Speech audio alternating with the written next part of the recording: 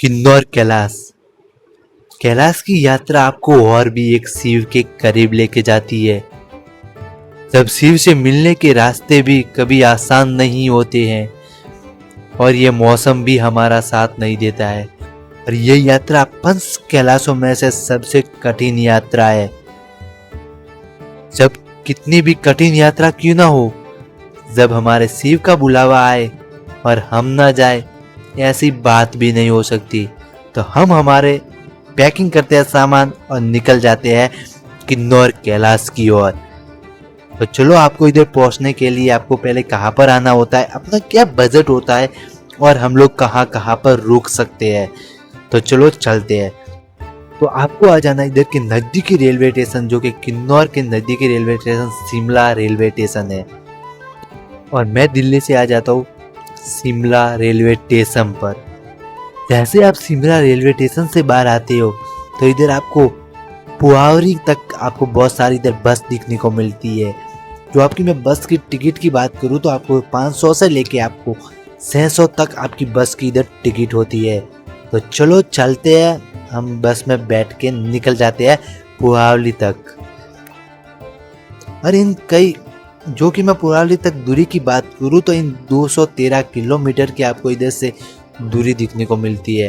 और इन 200 किलोमीटर की दूरी हम लोग 2 घंटे के अंदर पूरी करके हम लोग आ जाते हैं पुआवरी। जो कि मेरा मेन ट्रैक पुआवरी से ही स्टार्ट होने वाला था, और इधर से हम लोग अपनी मेन ट्रैकिंग करते हैं स्टार्ट। और इधर मैं ले लेता हूँ महादेव जी का नाम लेके हम लोग अपनी ट्रैकिंग करने वाले स्टार्ट।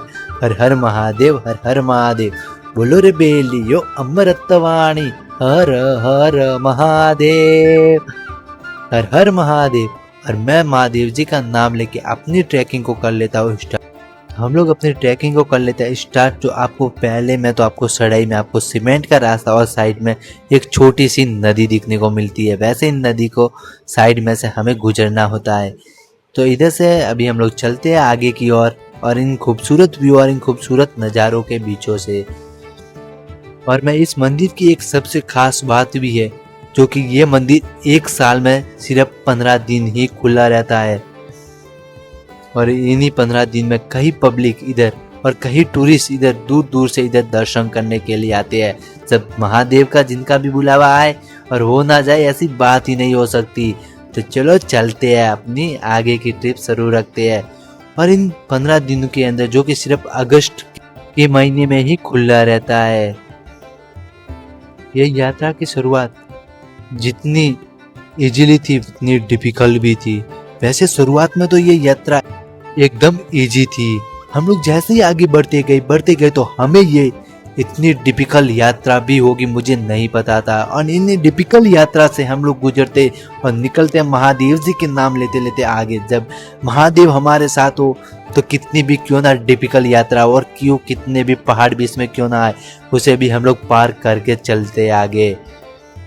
और फिर हम लोग रात को गणेश पार्क इधर रुक जाते हैं, और हम लोग एक रात इधर ही रेस्ट करने वाले। और सुबह ही हम लोग जल्दी उठ के अपनी ट्रैकिंग को करते हैं स्टार्ट। और इन्हीं सुबह जल्दी से हम लोग क्योंकि ट्रैकिंग करना होता है स्टार्ट, क्योंकि उसी दिन जाकर हम लोग वापस भी आना होता है। तो हम लोग सुबह जल्दी उठ के अपनी ट्रैकिंग को कर लेते हैं स्टार्ट। और इन पहाड़ों के बीचों में इसमें एक खूबसूरत व्यू, और इन बादलों के बीचों बीच और इन आसपास में पहाड़ बड़े बड़े, और ये सामने आपको बहुत सारी बर्फ। वाह, जो इधर का व्यू की बात करूँ, वाह क्या खूबसूरत व्यू। जितना खूबसूरत व्यू था उतना डरावना भी। कब इधर मौसम बदल जाए और कब एकदम बारिश आ जाती है पता भी नहीं। जैसे बारिश आती है, कभी कभी इधर बाढ़ भी आ जाती है, कभी बारिश के कारण ही पत्थर भी गिर जाते हैं। इन यात्रा को हमें पूरी संभाल के करना होता है।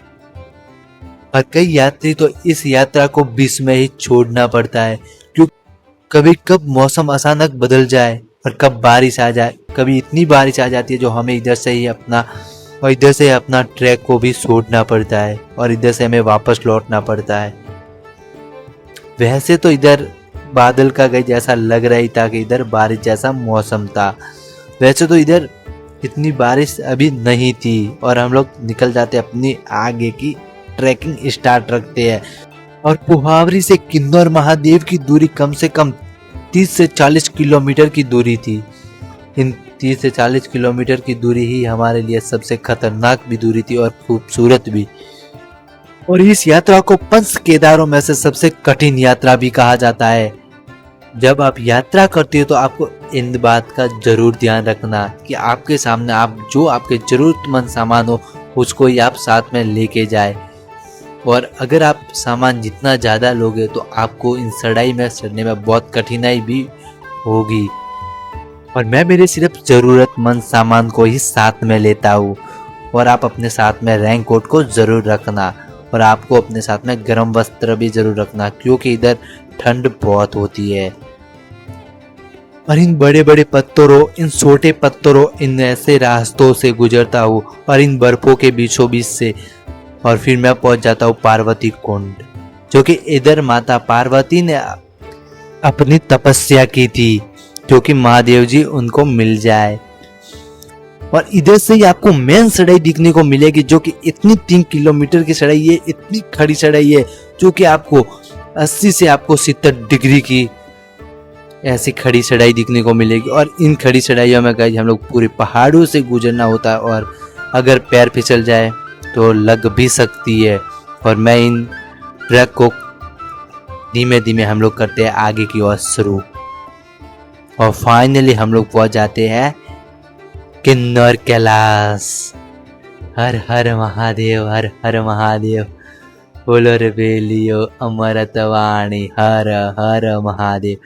वैसे तो मैं इतना थक गया था जब मैं इधर पहुंचा और इन महादेव जी के दर्शन किए मेरी थकान भी दूर, क्योंकि जब हम लोग अपनी मंजिल के इधर पहुंचते तो वो थकान भी हमें नहीं देखती है कि ये कितनी थकान है।